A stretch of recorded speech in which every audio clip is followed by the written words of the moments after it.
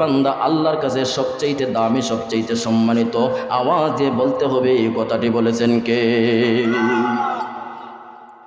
আল্লাহকে যদি আপনি জীবনে একটা বার ভয় পেয়ে যান, আপনার জীবন পরিবর্তন হয়ে যাবে। যেমন নবীজির কলিজার টুকরা সাহাবী যার নাম হলো সালাবাতুল আনসারী। ওই সালাবাতুল আনসারী ওনার জীবনে একটা ছোট্ট ভুল করেছিলেন, যে ছোট্ট ভুলের কারণে উনি আল্লাহর তরফ থেকে অনেক বড় সম্মানিত একজন সাহাবী হিসাবে নির্বাচিত হয়েছেন। সুবহানাল্লাহ। আল্লাহর ওই নবীজির সাহাবী যার নাম হলো সালাবাতুল আনসারী। ওই সালাবাতুল আনসারী একটি ছোট্ট ভুলের কারণে আল্লাহর কাছে অনেক বেশি কী করেছেন, অনুতপ্ত হয়েছেন, লাঞ্ছিত হয়েছেন।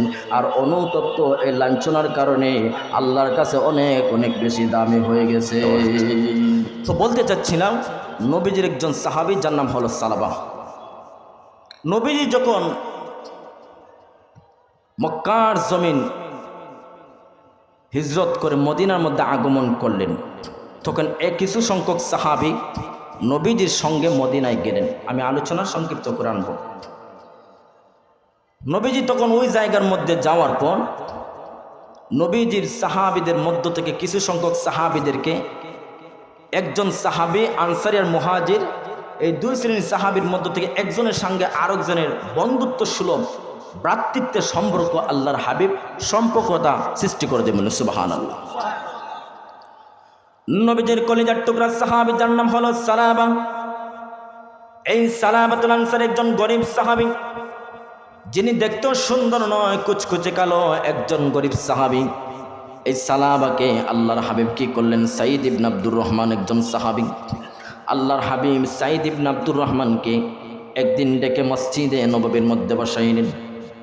আল্লাহর হাবিব বলেন, সাঈদ ইবনে আব্দুর রহমান, আমি নবীজি এই যে আমার কলিজার টুকরা সাহাবী সালাবা, এই সালাবাকে তোমার ভাই আমি আল্লাহর হাবিব বানায় দিতে চাই। তোমার যেইভাবে একটা মায়ের দুইটা সন্তান থাকে, এক ভাই অপর ভাইয়ের প্রতি যেইভাবে মহব্বত, এইভাবে তুমি আমার সালাবাকে এত বেশি মহব্বত করবা, এত বেশি মহব্বত করবা।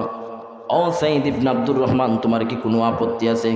নবীজির কলিজার টুকরা সাহাবী সাঈদ ইবনে আব্দুর রহমান বলেন, ওগো নবীজি, আপনি যেই জায়গার মধ্যে পরামর্শ দিয়েছেন, যেই জায়গার মধ্যে আপনি নিজে সভাপতি হয়ে, আপনি অভিভাবক হয়ে আমাদের দুইজনকে ভাই বানিয়ে দিচ্ছেন, ওগো নবীজি, ওই জায়গার মধ্যে আমি সাহাবীর আর কোনো মত বিরোধ নাই। সুবহান। আল্লাহর হাবিব বলেন, সাঈদ ইবনে আব্দুর রহমান, তাহলে শোনো, আজ থেকে আমার ওই সাহাবী তোমার আপন ভাই। যেইভাবে একটা মায়ের দুইটা সন্তান, একটার প্রতি আরেকটার মহব্বত থাকে, এইভাবে আজ থেকে আমার ওই সালাবাকে তুমি মহব্বত করবা। আমার সালাবা খুব গরিব মানুষ, তাকে সময় মতো তুমি মাঝে মধ্যে খাবার দাবার দিবা। সাঈদ ইবনে আব্দুর রহমান কি করলেন, সালাবাকে নিয়ে সাঈদ ইবনে আব্দুর রহমানের বাড়ির মধ্যে চলে গেলেন। আব্দুর রহমানের বাড়িতে যায়া ওই সালাবাকে ওনার স্ত্রীর সঙ্গে পরিচয় করে দিলেন। বললেন, আমার কলিজার টুকরা স্ত্রী, নবীজির পক্ষ থেকে আমাকে আল্লাহর হাবিব ওই সালাবাকে আজ থেকে আমার ভাই হিসাবে আল্লাহর হাবিব নির্বাচিত করে দিয়েছে। এইভাবে কিছুদিন যাওয়ার পর আল্লাহর হাবিবের কাছে মেসেজ আসলো, খবর আসলো, ও মুহাম্মাদুর রাসূলুল্লাহ সাল্লাল্লাহু আলাইহি ওয়াসাল্লাম, আপনি কি করেন? আপনি তাবুকের যুদ্ধের ময়দানে যাওয়ার জন্য প্রস্তুতি গ্রহণ করুন, আপনি তাবুকের যুদ্ধের ময়দানে যেতে হবে। আল্লাহর হাবিব কি করলেন, কলিজার টুকরা সাহাবী সাঈদ ইবনে আব্দুর রহমানকে ওই যুদ্ধে যাওয়ার জন্য নিযুক্ত করলেন। সাঈদ ইবনে আব্দুর রহমান বলল, রে ভাই সালাবা, আল্লাহর হাবিব বলতেছেন আমি যুদ্ধের ময়দানে যাওয়ার জন্য, আমার পরিবার পরিজন যা কিছু আছে তোমার দায়িত্ব দিয়ে গেলাম, তুমি সব কিছু দেখাশোনা করবা। সালাবা বলল, ভাই সমস্যা নাই, ঠিক আছে, যাও। আল্লাহর নবীর সঙ্গে সাঈদ ইবনে আব্দুর রহমান যখন যুদ্ধের ময়দানে চলে গেলেন, প্রতিদিনের না সালাবাতুল আনসারী কি করলেন, সাঈদ ইবনে আব্দুর রহমানের বাড়িতে এসে সমস্ত কাজকর্মগুলা করে দেয়। যদি লাকড়ির প্রয়োজন হয় জঙ্গলা থেকে লাকড়ি এনে দেয়, যা কিছুর প্রয়োজন হয় বাজার হলে বাজার থেকে বাজার এনে দেয়। এইভাবে প্রতিদিন সাঈদ ইবনে আব্দুর রহমানের বাড়ির সম্মুখে সালাবা প্রতিদিন কাজ করে হঠাৎ করে একদিন শয়তান নবীজির ওই কলিজার টুকরা সাহাবী সালাবাতুল আনসারীর ভেতরে এসে ওয়াসওয়াসা দিতে লাগলো। বলি নাউজুবিল্লাহ। শয়তান এমন জঘন্যতম, সব জায়গার মধ্যে ওই বিচারা আছে। সে কি করছে, আল্লাহর কাছে যখন সে অভিশপ্ত হয়ে গেল, আল্লাহর কাছে তখন বলল, গো আল্লাহ, আমি তো সব কিছু থেকে, আপনার সব কিছু থেকে আমি দূরে সরে গেলাম। ওগো আল্লাহ, শুধুমাত্র আপনার ওই সমস্ত আদম জাতিদের রক্তের শিরায় শিরায় আমি শয়তানকে হাঁটার সুযোগ করে দেন। আল্লাহ বলেন, যাও, তোমার এটা মঞ্জুর করে নিলাম, তবে তুমি শয়তানে জেনে রাখো, আমার যেই সমস্ত বান্দাকে তুমি গুনাহের কাজে লিপ্ত করবা, আর আমার বান্দা গুনাহের কাজ করার পর যখন বুঝবে আমার বান্দা এটা গুনাহের কাজ করে ফেলেছে, বান্দা যখন চুক্কের পানি ফেলে ফেলে আমি আল্লাহর কাছে মাফ চাইবে, সঙ্গে সঙ্গে আমি আল্লাহ বান্দার জীবনের তামাম গুনাহ মাফ করে দেবো। সুবহান। সালাবাতুল আনসারীকে শয়তান ওয়াসওয়াসা দিতে লাগলো, হ্যাঁ সালামা, যাও যাও, ঘরের ভেতরে যাও, গিয়ে দেখো তোমার জন্য কি অপেক্ষা করতেছে, তোমার জন্য কি জানি ঘরের মধ্যে রেডি করা আছে। সালাবা ঘরের মধ্যে গেলেন, পানির পিপাসা ধরল, পানি খাওয়ার জন্য গেলেন, পর্দার ওই দিক থেকে বললেন, আমাকে পানি দিয়ে দাও। যখন সাঈদ ইবনে আব্দুর রহমানের বিবিকে বললেন, পানি দিয়ে দাও, সাঈদ ইবনে আব্দুর রহমানের বিবি গ্লাসটা নিয়ে আসলেন, সালাবাকে সামনে অগ্রসর করে হাতটা দিয়ে দিলেন। যখন সালাবা ওই মহিলার হাতটা অত্যন্ত সুন্দর দেখল, এই সাঈদ ইবনে আব্দুর রহমানের বিবির হাতের মধ্যে স্পর্শ করলো, সঙ্গে সঙ্গে ওই মহিলা ছিলেন আল্লাহ বিরু, আল্লাহকে অধিক পরিমাণে ভয় করতেন। সুবহানাল্লাহ। ওই সাঈদ ইবনে আব্দুর রহমান বলেন, ওরে সালাবা, তুমি কি আল্লাহকে ভয় করো না? আল্লাহকে ভয় করো না?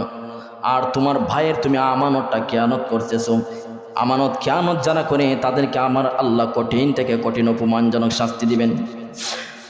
সালাবা, শোনো শোনো, তুমি কি আল্লাহকে ভয় করো না? ওরে সালাবা, শোনো, এই নির্জন কেউ দেখুক আর নাই দেখুক, এই নির্জন জায়গার মধ্যে তুমি যে আমার হাতের মধ্যে স্পর্শ করতেছো রে সালাবা, এই দুনিয়ার জমিনের কেউ দেখুক আর নাই দেখুক, একজন দেখেন, তিনি হলেন আপনার আমার কে। এই কথা শোনার সঙ্গে সঙ্গে সালাবার কিন্তু অনেক বেশি পাওয়ার, ইমানদার, ইমানের পাওয়ার অনেক বেশি। এই কথা শোনার সঙ্গে সঙ্গে হাত ছেড়ে দিলেন, হাত ছেড়ে দিয়ে সালাবাতুল আনসারী বাড়ি থেকে বের হয়ে গেলেন। বাড়ি থেকে বের হয়ে রাস্তা দিয়া পাগলের মতো ছুটাছুটি করতে হাঁটতেছে, পাগলের মতো শুধু হাঁটতেছে, আল্লাহ বলতেছে আল্লাহর কাছে, আল্লাহুম্মা আনতা রাব্বি, আল্লাহুম্মা আনতা রাব্বি ওয়া আনা আবদুক। ওগো আল্লাহ, আমি তোমার বান্দা আর তুমি আল্লাহ হলায় আমি বান্দার অভিভাবক। সালাবাতুল আনসারী কি করলো? রাস্তা দিয়ে হাঁটাহাঁটি করতেছে, আল্লাহর কাছে বলতেছে, ওগো আল্লাহ, আমি জঘন্যতম গুনাহ করে ফেলেছি, আল্লাহ আপনি আমাকে মাফ করে দেন, আপনি আমাকে মাফ করে দেন। এই সমস্ত কথা বলতে বলতে সালাবা সমস্ত মদিনার অলিতে গলিতে ঘুরে বেড়ায়। ওইদিকে তাবুকের যুদ্ধের ময়দান সমাপ্ত হয়ে গেছে, আলোচনাগুলো সংক্ষিপ্ত দিকে আনতেছি। ওইদিকে তাবুকের যুদ্ধের ময়দান শেষ হয়ে গেছে, যুদ্ধ সমাপ্ত হয়ে গেছে। আল্লাহর হাবিব গাজী সাহাবায়ে কেরামদেরকে নিয়ে মসজিদে মদিনার জমিনে আবার আগমন করলেন।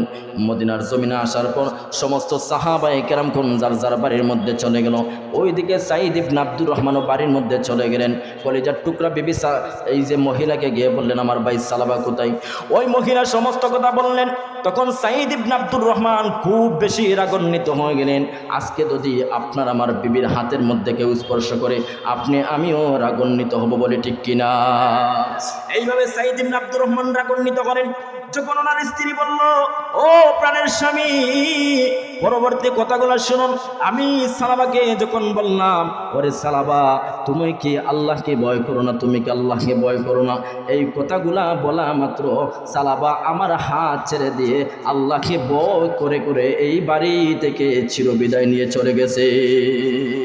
আল্লাহু আকবার। সাঈদ ইবনে আব্দুর রহমান সঙ্গে সঙ্গে রাগগুলা মিটে গেল, সঙ্গে সঙ্গে রাগগুলা মিটে গেল। যখন শুনলেন সালাবা আল্লাহকে অধিক পরিমাণে ভয় করে, আল্লাহকে অধিক পরিমাণে ভয় করে, তখন কি করলেন? সাঈদ ইবনে আব্দুর রহমান মদিনার অলিতে গলিতে বের হয়ে গেলেন সালাবাকে খোঁজার জন্য। হঠাৎ করে কোনো এক জায়গার মধ্যে যায় সালাবাকে খুঁজে পেলেন। সালাবাকে বললেন, ও নবীজির কলিজার টুকরা সাহাবী সালাবা, আমি তোমার ভাই বলতেছি, তোমার সমস্ত এই গুনাহের কথা আমি শুনেছি, কিন্তু যখন শুনলাম তুমি আল্লাহকে অধিক পরিমাণে ভয় পেয়ে গেছো, ওরে সালাবা, আমি সঙ্গে সঙ্গে খুশি হয়ে গেছি, তোমার প্রতি আর রাগান্বিত নাই। এবার তুমি আমার সঙ্গে চলো, আমার সঙ্গে তুমি চলো, আমি তোমাকে বাড়িতে নিয়ে যাওয়ার জন্য এসেছি। সুবহান।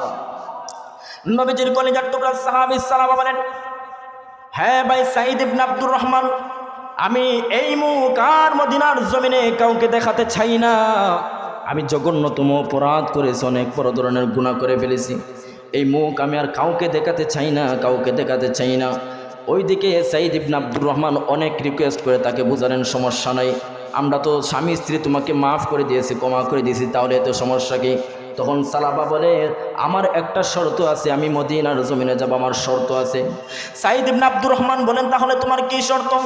ওই সালাবাতুল আনসারী বলে, আমাকে তুমি প্রথমে নবীজির একজন সাহাবী হলেন হযরত ওমর ফারুক রাদিয়াল্লাহু তাআলা আনহু, ওই সাহাবীর দরজার মধ্যে, ওই সাহাবীর দরবারে আমাকে নিয়ে যেতে হবে।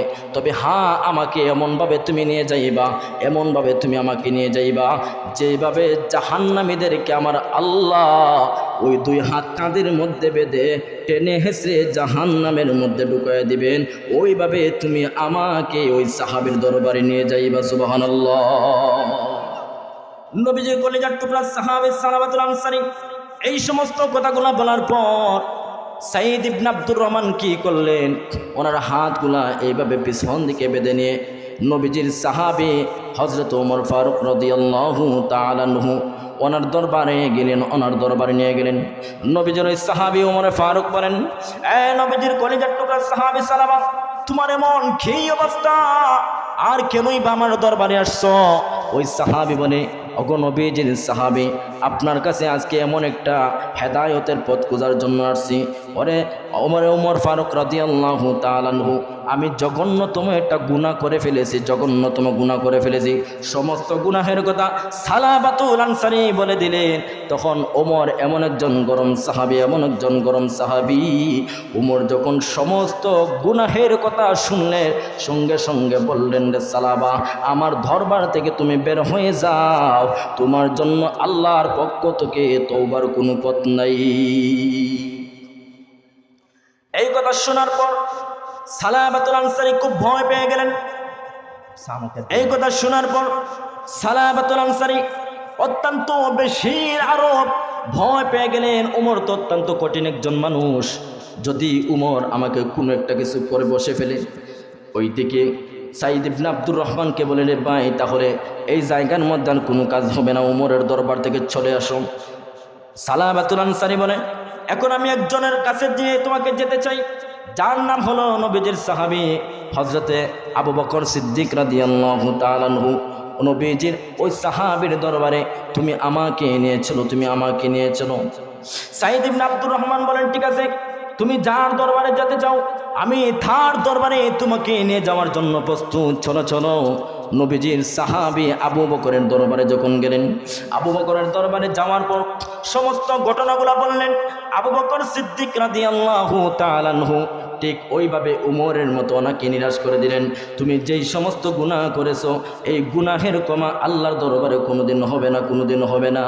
সালাবাতুল আনসারী নবীজির সাহাবী আবু বকরের দরবার থেকে নিরাশ হয়ে ছুটে আসলে।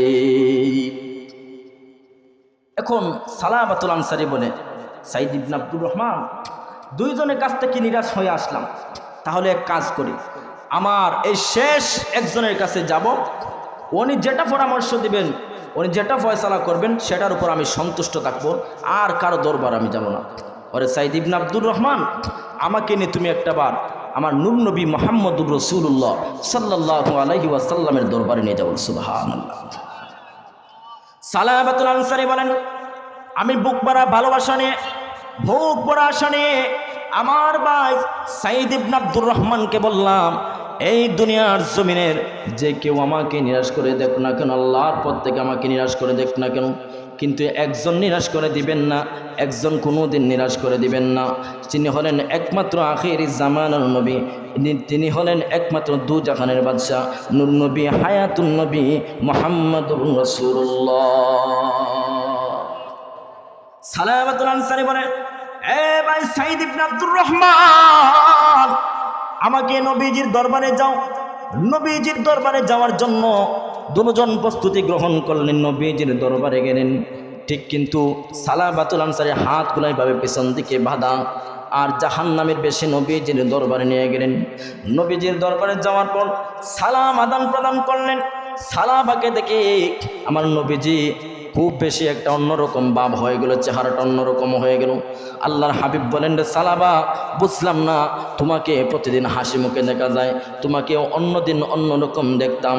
ওরে সালাবা, আজকে এমন একটা ভাব নিয়ে তুমি এসেছো যেইভাবে আল্লাহ রাব্বুল আলামিন খুযুহু ফাগুল্লুহু সুম্মাল জাহিমা সাল্লু সুম্মা ফি সিলসিলাতিন যারউহা ৭০ যিরাআন ফাসলুকু, যেইভাবে আমার আল্লাহ জাহান্নামীদেরকে এইভাবে পিছন দিকে হাত বেঁধে নিয়ে ৭০,০০০ শৃঙ্খল দ্বারা বেরিবেদ্ধ করে আল্লাহ রাব্বুল আলামিন ওই সমস্ত বান্দাদেরকে জাহান্নামে ফেলে দিবেন। এই সমস্ত সিস্টেমে এই সমস্ত ভাব নিয়ে আমি নবীজির দরবারে তুমি আসলাম। ও সালাবা, বুঝলাম না কারণ কি এমন ভাব নিয়ে তুমি আসলা, এমন একটা সিস্টেমে আসলা, তুমি আমাকে জাহান্নামের কথা স্মরণ করিয়ে দিয়েছো। সালাবাতুল আনসারী চোখের পানি ফেলে ওগো নবীজি, আমি এমন একটা জীবনে সবচাইতে বড় ভুল করে ফেলেছি। আমার জীবনে আর এমন বড় কোনোদিন গুনাহ করি নাই গো নবীজি। ওগো নবীজি, আপনি আমাকে যে ভাই আমার ভ্রাতৃত্ব বন্ধন সৃষ্টি করে দিয়েছিলেন, ওই ভাইয়ের স্ত্রীর হাতের মধ্যে আমি স্পর্শ করেছি নবীজি, আর কোনো কিছু অতিক্রম করি নাই। ওগো নবীজি, এই হাতটা শুধুমাত্র হাত স্পর্শ করেছি। আল্লাহর হাবিব বলেন, রে সালাবা, তোমার এই কথা থেকে আমি বুঝতে পারছি তুমি কত বড় ধরনের পাপ করেছো, তুমি আমানতের খেয়ানত করেছো। যদি তুমি নিজে ঠিক রাখতে চাও, আমি নবীজির দরবার তোকে তুমি চলে যাও। নবীজি পর্যন্ত ওনাকে নিরাশ করে দিলেন। সালাবাতুল আনসারী কি করলেন? সাঈদ ইবনে আব্দুর রহমানকে নিয়ে বাড়ি থেকে বের হলেন। বের হওয়ার পর উনি এমন একটা দৌড় দিলেন, কোথায় জানি দৌড় দিয়ে হারিয়ে গেলেন। সালাবার আর কোনো সন্ধান মিলে নাই। আল্লাহু আকবার। সালাবাতুল আনসারী ভয় পেয়ে আল্লাহকে, মদিনার কোথায় জানি হারিয়ে গেলেন, ওনার কোনো সন্ধান মিলতেছে না। ওইদিকে আল্লাহর তরফ থেকে আল্লাহর নবীর কাছে ওহীটা পর্যন্ত বন্ধ হয়ে গেছে। অনেক দিন পর রহমতের ফেরেশতা জিবরাইল আলাইহিস সালাতুস সালাম নবীর দরবারে আসলেন। আল্লাহর নবীর দরবারে এসে বললেন, ইয়া রাসূলুল্লাহ ওয়া ইয়া হাবিবাল্লাহ, নবী গো, আল্লাহ প্রশ্ন করেছেন এই দুনিয়ার জমিনের তামাম মাখলুক আপনি বানাইছেন না আল্লাহ বানাইছেন? সমস্যার কণ্ঠে উচ্চ আওয়াজে বলতে হবে, এই পৃথিবীর সমস্ত কিছুর সৃষ্টিকারী হলেন একমাত্র কে? আল্লাহর হাবিব বলেন, ও রহমতের ফেরেশতা জিবরাইল, এমন প্রশ্ন করলা কারণ বুঝলাম না। আমি নূর নবী পর্যন্ত তোমাকে প্রমাণ দিচ্ছি, এই দুনিয়ার জমিন যিনি সৃষ্টি করেছেন তিনি হলেন একমাত্র আমার আল্লাহ। এমনকি আমি নবীকে যিনি সৃষ্টি করেছেন তিনি হলেন আল্লাহ।